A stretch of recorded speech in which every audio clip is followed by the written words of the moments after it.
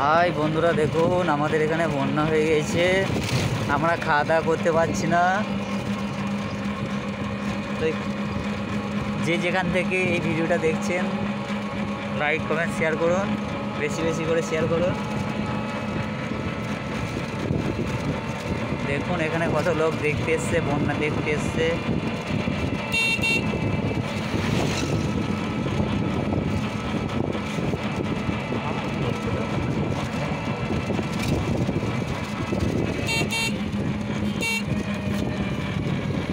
আমাদের সব ঘর বাড়ি ডুবে গিয়েছে, আমরা খাওয়া দাওয়া করতে পারছি না।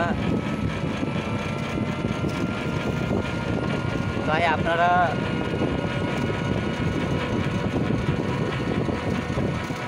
একটু সাহায্য করুন।